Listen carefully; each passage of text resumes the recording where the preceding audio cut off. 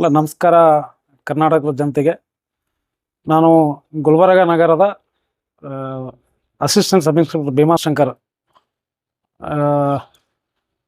ನಾನು ಯಾಕೆ ಮಾತಾಡ್ತಾ ಇದ್ದೀನಿ ಅಂತಂದರೆ, ಈ ಹಿಂದೆ ಹಲವಾರು ವಿದ್ಯಾರ್ಥಿಗಳು ಶ್ರೀಮಾತಾ ಕೋಚಿಂಗ್ ಸೆಂಟರ್ ಅಂತ ಸಿಂದಗಿ ಮತ್ತು ಬಿಜಾಪುರ ನಗರದಲ್ಲಿ ಹಲವಾರು ವಿದ್ಯಾರ್ಥಿಗಳಿಗೆ ಅವರ ಒಂದು ಭವಿಷ್ಯ ರೂಪಿಸಿಕೊಳ್ಳಲು ಶ್ರೀಮಾತಾ ಕೋಚಿಂಗ್ IAS ಸೆಂಟರ್ ಅಂತಕ್ಕಂಥ ಹಲವಾರು ವಿದ್ಯಾರ್ಥಿಗಳಿಗೆ ಸರ್ಕಾರಿ ನೌಕರಿಯನ್ನು ಒದಗಿಸಿಕೊಟ್ಟಿದೆ.